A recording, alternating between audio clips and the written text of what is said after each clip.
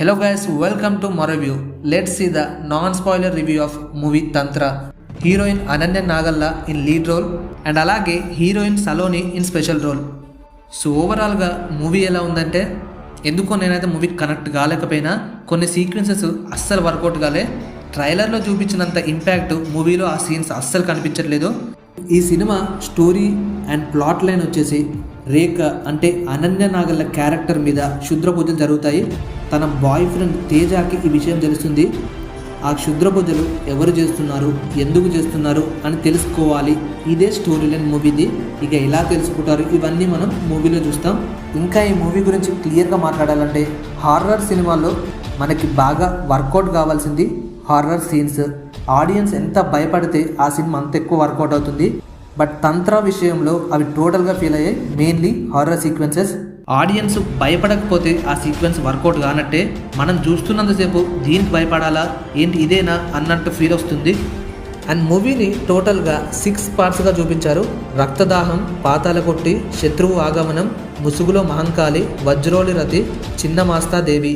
ఈ 6 పార్ట్స్లో డీటెయిలింగ్ చాలా బాగుంది, క్లియర్గా మెయింటైన్ చేశారు.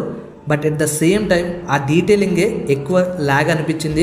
అవసరం లేదు కదా, ఇవి లేకపోయినా మనకు స్టోరీ అర్థమయ్యేది కదా అనే థాట్ మనకి చూస్తున్నంతసేపు వస్తూనే ఉంటుంది. తాంత్రిక విద్యలు, దయ్యాలు, చేతబడులు, క్షుద్రపూజలు ఇవన్నిటి గురించి చెప్పి వీటి నుంచి ఎలా బయటికి రావాలి అనేది కూడా క్లియర్గా చెప్పారు. బట్ అక్కడే వాళ్ళు మిస్టేక్ చేశారు. వీటి వల్ల ఆడియన్స్ భయపడాలి కానీ అవి ఏంటో ఆడియన్స్కి తెలియాల్సిన అవసరం లేదు. సో అలా మూవీలో అనవసరమైన సీన్స్ పెట్టి మూవీని ఒక ల్యాగ్ టైప్ ఆఫ్ వేలో తీసుకెళ్లారు.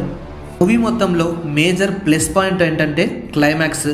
ఇక్కడ అనన్య నాగల్ల క్యారెక్టర్కి యాక్టింగ్ స్కోప్ వచ్చింది.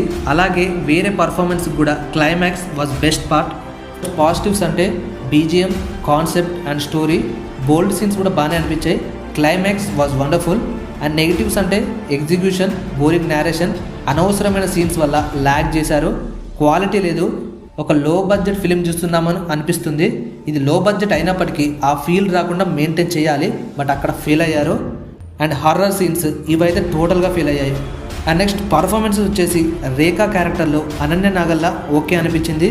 బట్ తన యాక్టింగ్కి స్కోప్ ఉన్నది ఓన్లీ క్లైమాక్స్ పార్ట్లో. ఇక క్యారెక్టర్లో అయితే అంతేం లేదు. తేజు క్యారెక్టర్లో Dhanush okay.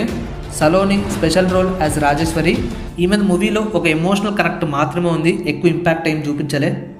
And villain role కూడా బాగానే అనిపించింది.